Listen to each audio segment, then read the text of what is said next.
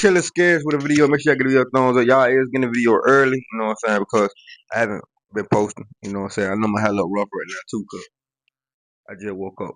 I ain't gonna lie to y'all. I ain't even make breakfast yet, bro.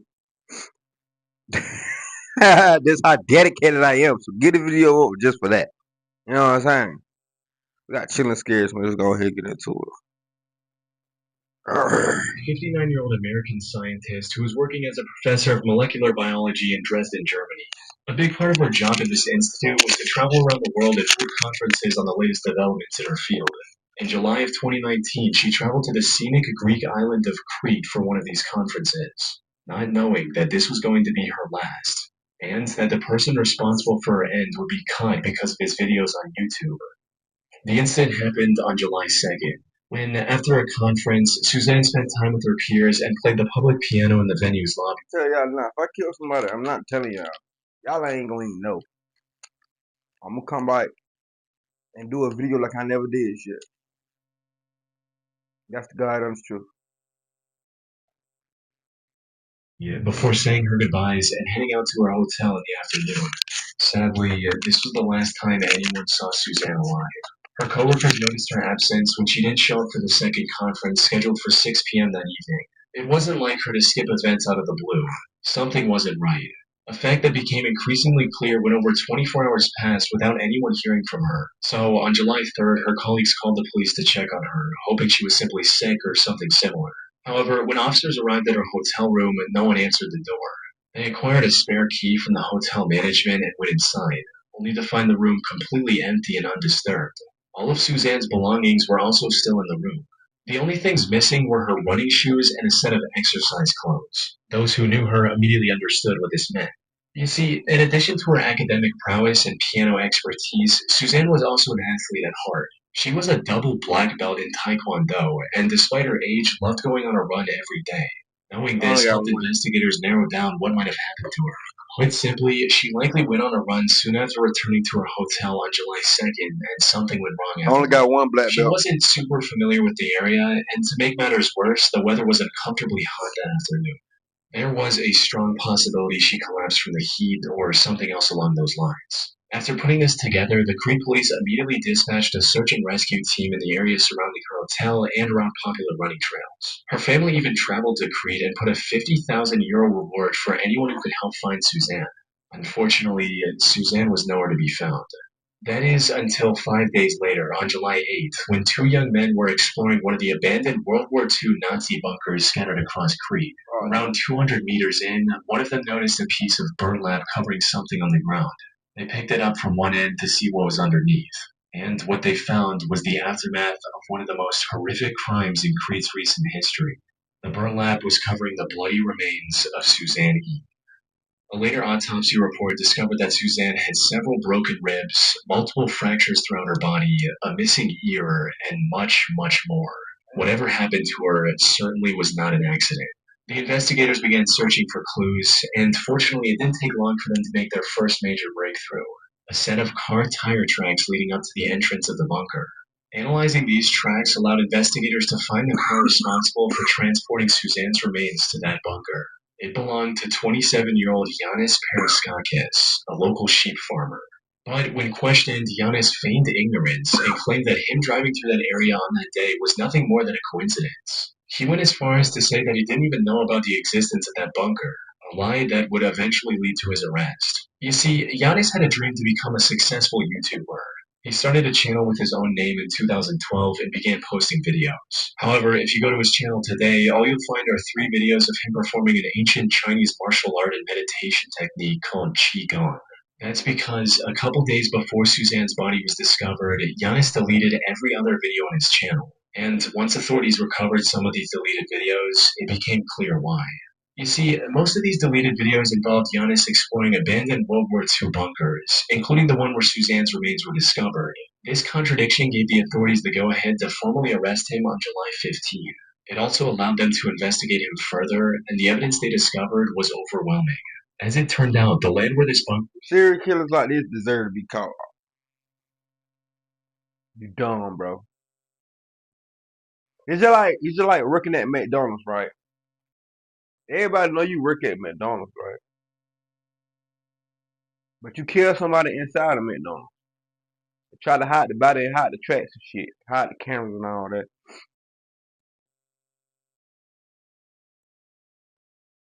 You know what I mean? Was located was owned by Giannis's family. Investigators also found traces of Suzanne's blood in his car's trunk. When confronted with this evidence, Giannis cracked and told the whole story. According to him, he saw Suzanne running down the road and something came over him. Wow. He hit her with his car twice Wow. before putting her in his car, driving to the bunker, and ending her life there. He later changed his story to where he was compelled to commit this crime by a demon. Unfortunately for him, the jury didn't buy this one bit and sentenced him to life in prison without the possibility of parole in 2020. Now, this should have been the end of Giannis's story, but from what I've seen, there's more to his actions than just this one crime he was convicted of. The thing is, Giannis presented his vile act as a crime of opportunity, something he did completely out of nowhere. However, there's evidence to suggest that Giannis might be a full-blown serial killer. For instance, he was apparently detained by the police twice before, once for arson and once for animal cruelty, both of which are well-known early behaviors of serial killers. After his arrest, several other women also came forward, testifying that he had tried to run them over with his car as well in the past. So, Suzanne was more than likely not his first victim. However, the most solid evidence against Giannis is in one of the deleted videos he uploaded to YouTube. In it, we can see him showing some very human-looking bones scattered throughout the same bunker Suzanne was discovered in. These bones were never discovered by the authorities, suggesting they might have been removed by Giannis to hide evidence. But what makes this truly disturbing is what his friend says at one point in the same video. This roughly translates into, if this were you left that old guy, insinuating that Giannis had disposed of one of his previous victims in the same bunker before. And if that is the case, one can only wonder how many other people Giannis has killed over the years. Say one thing, my friend killed somebody. He showing Simply me. Manic I'm gonna be down there. 6075 I was want to be down there. I channel promise you. owned and operated by 24-year-old Samantha Wolford. She lived in the small community of Monticello, Texas, with her husband Ernest Lee Ibarra, aka Ernie, and their 5 children. She usually made videos about her day-to-day life and other random topics. Her story began in 2008, when she was at the lowest point of her life. She'd recently become the single mother of a pair of twins and had no love interest in her life. That's when she met Ernie at a local tattoo shop, and the two hit it off right from the get-go, eventually getting in a relationship and starting a family together. In one of her videos, Samantha described the day she met Ernie as the happiest day of her life. Together, they were blessed with 3 more children, including 1 more pair of twins. Raising 5 kids was a challenge, but Ernie made it work by taking a second job in pizza delivery. So, while they had endured tough times together, Samantha, Ernie, and their 5 children appeared to be the perfect loving family. However, while being a stay-at-home mother was all she could do at the time, Samantha still had a dream of becoming a famous actress one day. I've always wanted to be an actress. I think it is so much fun. I've been extras in movies. I've had small parts in like short films. It is so much fun, and it is so beautiful. It is one of the. I think we get life confused. You know, like if you already struggling, right?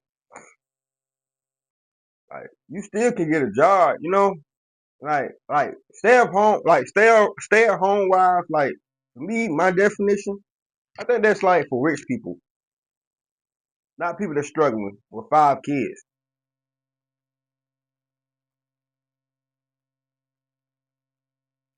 5, 5 kids.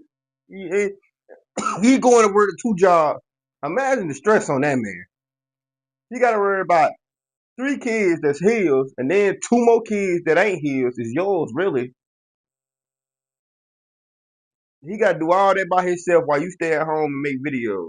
I mean, it ain't nothing wrong with making videos and working. Yeah, I'm doing it. I've been doing it since I started. Most amazing forms of art ever to be able to express yourself that way. I think it's amazing. So, in October 2010, she created her YouTube channel and started posting videos, hoping to become a popular YouTuber and fulfill her dream on the internet instead. And things were going surprisingly okay in the beginning. Samantha would post new videos whenever she had something new to say. And Yeah. while most of her videos struggled to get past 100 views at the time, the few viewers she had were enough to keep her going. But as time passed on, her passion for making videos turned into an obsession. Oh She shit. started spending more of her time on making videos than her family, putting even more pressure on an already stressed out Ernie. Around 2014, she also started accusing Ernie of her. I swear to God, I don't pre-watch none of my videos.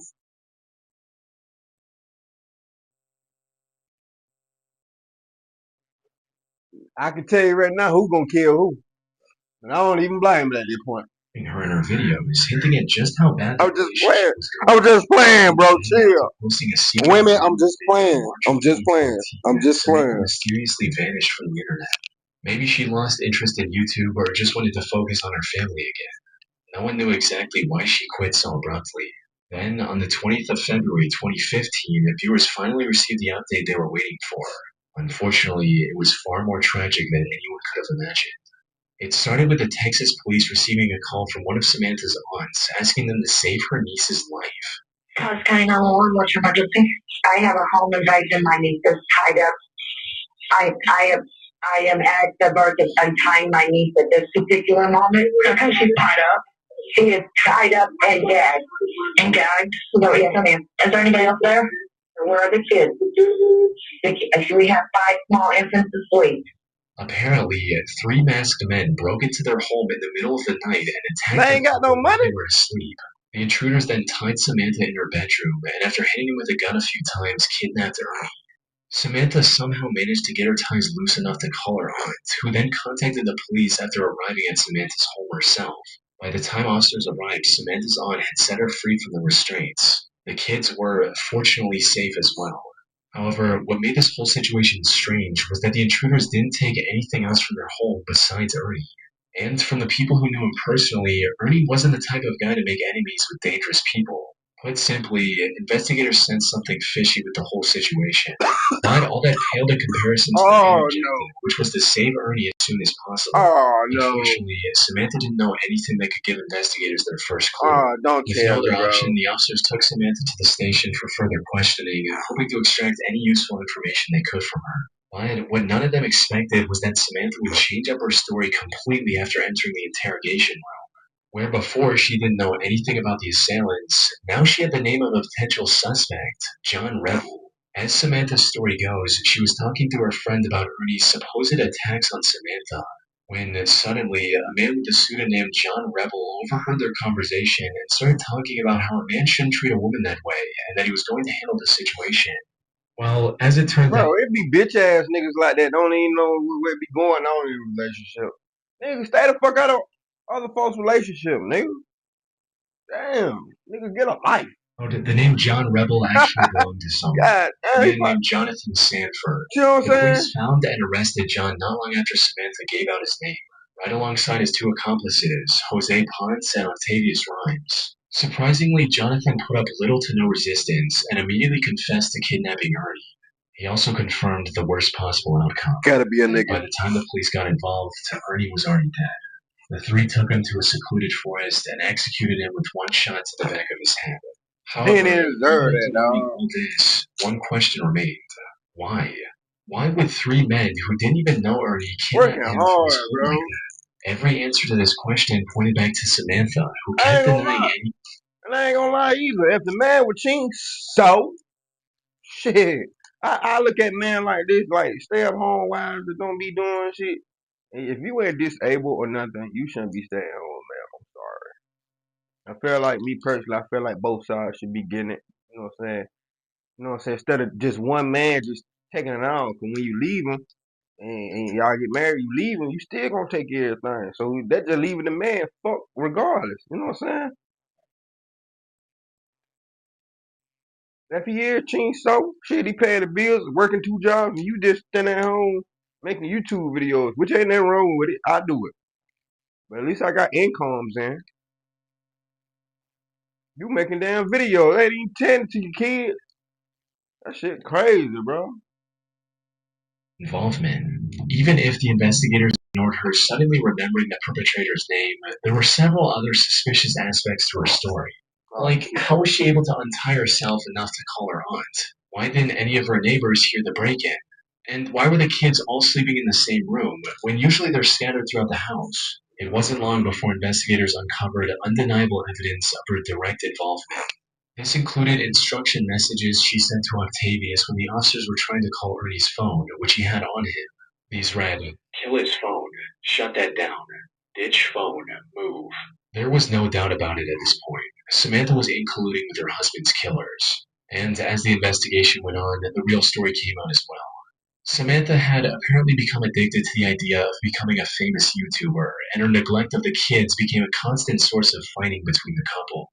But instead of resolving the issue like a responsible adult, Samantha colluded with her Bitch friends. can't tell me shit, nigga.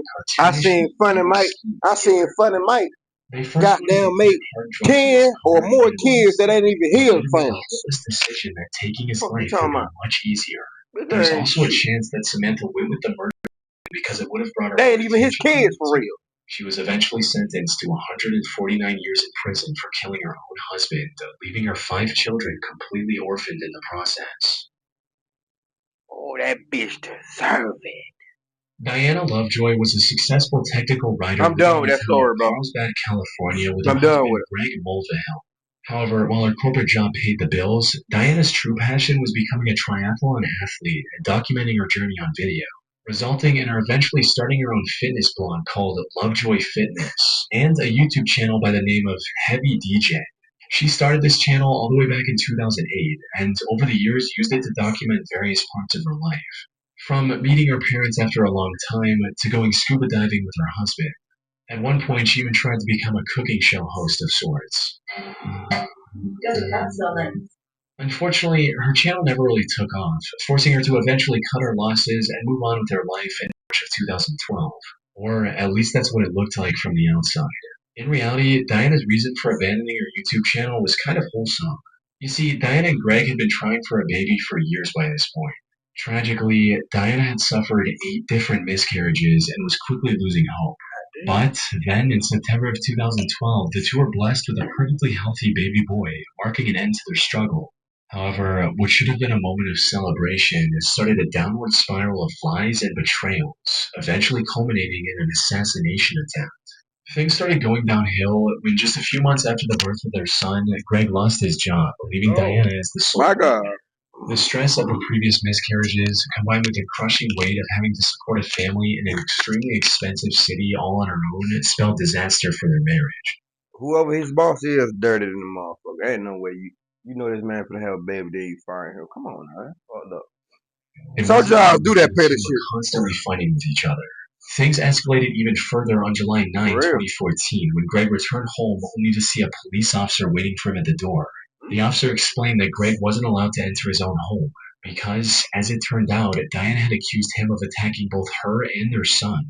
What followed was a nearly 2-year-long divorce mediation, during which the investigators found no evidence supporting Diana's accusations, allowing Greg to get a 50-50 custody of their son. Diana was also ordered to pay $120,000 as a part of their divorce settlement in late 2015.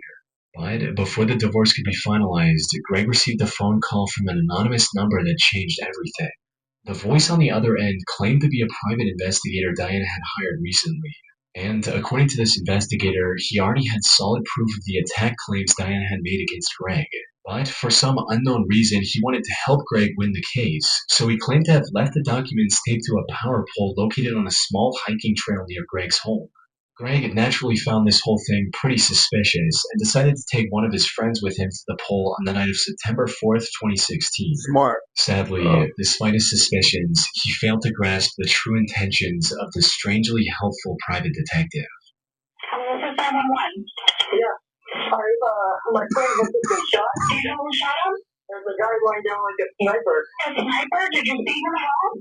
Oh, shit. And he shot us like 6 or 7 times. When Greg reached the pole, a sniper opened fire on him, shooting him clean through the chest. Fortunately, the bullet missed his heart by mere inches, giving him a second chance at life. By the time the police arrived, the shooter had already fled the crime scene. But a quick survey of the area allowed the investigators to uncover a pair of towels the shooter left behind. Running a DNA test on these towels led to a man named Weldon McDavid, Diana's shooting instructor. Weldon tried to deny any involvement at first, but the evidence against him was overwhelming. as after a thorough search, investigators were able to find another set of the same towels at Diana's place as well. They had also received CCTV footage of Diana buying the burner phone Weldon later Oh, they were used to fucking lure up. Greg into the secluded area. They were fucking Most up. importantly, investigators also found the gun Weldon used on Greg hidden in the rafters of his garage. By this point, it was clear that Diana was the one who wanted to get rid of Greg, likely to avoid paying the divorce settlement and keep full custody of her son. Diana and Weldon were arrested for the attempted assassination on Greg Mulvihill and tried for their crimes in November 2017.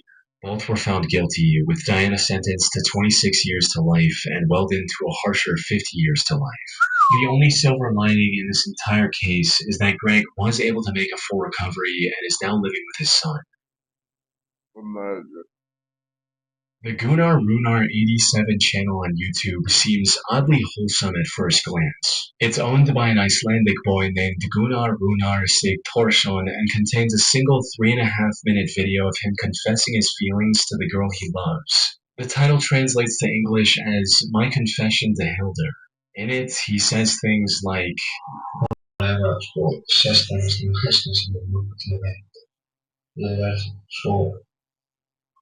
ótrúlega glaður bara að ná því það er ekki neitt og það er ætlað þér þegar ég ætli bara ástæðan. However, this seemingly heartfelt love letter turned out to be the key to solving one of the most horrific crimes in recent Icelandic history, and it all led back to Gunnar and the troubled life he had as a child. You see, Gunnar didn't have a mother growing up, resulting in him getting extremely close with his father. However, on the night of September 20th, 1996, when Gunnar was just 9 years old, his father decided to end it all using a gun. What made this already messed up situation even worse was the fact that Gunnar was in the room with his father and witnessed everything.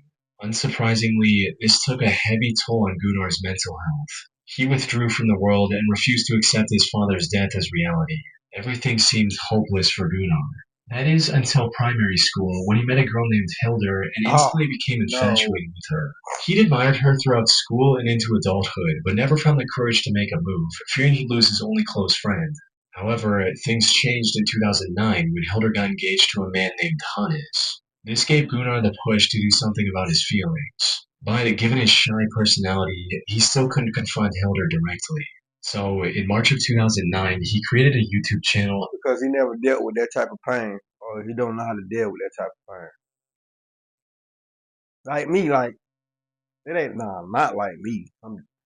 For instance, right, I was a pretty boy when I was young. I ain't gonna lie, I had all the, you know what I'm saying? I ain't gonna lie to y'all, you feel me?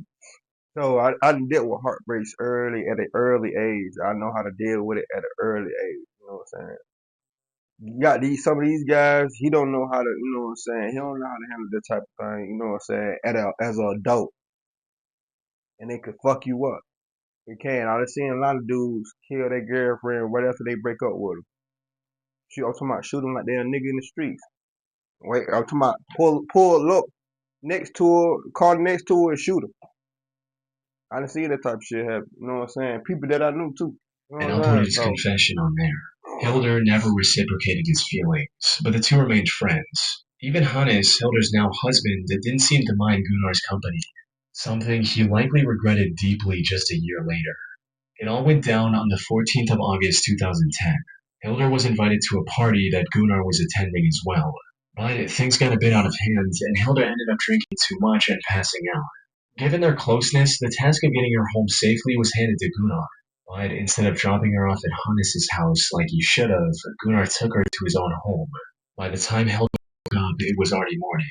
She was understandably furious with Gunnar and immediately called one of her friends to drive her home. I'm not really a cupcake, but I am super baked, thanks to mood cannabis. Mood is third-party test. But nothing could have prepared Hildur for the horrific scene she witnessed on the other side of her door. Her husband Hannes was lying on the top of the staircase near their bedroom, submerged in a pool of his own blood. She ran outside and called the authorities. Sadly, it was already too late. Hannes had received over 20 stab wounds on his body, from his arms and legs to the back of his neck, and was long dead by the time Hildur found him. Given his condition, his death was ruled a homicide, and investigators wasted no time in looking for the killer. And while they initially suspected one of his business rivals of committing this horrific crime, it didn't take long for investigators to find Gunnar's video confession to Hildur and bring him in for questioning. Gunnar denied knowing anything about it and was eventually let go due to lack of evidence. Fortunately, not all I don't hope was trust none of that lost, gingerhead. because not long after that, investigators found the bloody shoe print next to Hannes's bed. Looking deeper into this print revealed that it belonged to a pair of limited edition Adidas shoes. At the time, there were only 18 of these specific shoes in all of Iceland, and Gunnar just so happened to own one of these pairs. This was enough evidence to detain him once again. This also gave investigators the authority to do a thorough search of his belongings, resulting in them finding residue of Hannes's blood on his shoes, as well as in his car. Once presented with this evidence, Gunnar confessed to the murder. He also revealed that he'd been planning it for months, and even shoplifted the items he intended to use to avoid purchase records. Didn't think about the shoes, buddy. And while he didn't admit to it, Hildur also suspected him of spiking her drink that night, since she usually never passed out like that. After committing the crime, he also drove to a nearby pier and dumped items used in the crime into the sea to get rid of any evidence. It was a well thought out plan, since he was caught because the garbage bag he used to hide his shoe prints tore open as he walked. As for his motive, it was just as everyone had expected, with him making it clear during the investigation, stating, "I loved Hildur. She was supposed to be with me. She was not supposed to be with him." Surprisingly, he was found not guilty during his first trial on March 1, 2011 by reason of insanity stemming from his messed up childhood. However, the prosecution argued that he was fully aware of his actions and escalated the case to the Supreme Court of Iceland. Gunnar was found guilty on this second trial and was sentenced to 16 years in prison. This was already lenient given the brutality of his crime, yet he ended up serving only half of that sentence as well. He was released under supervision in July 2019 and now works at a local warehouse.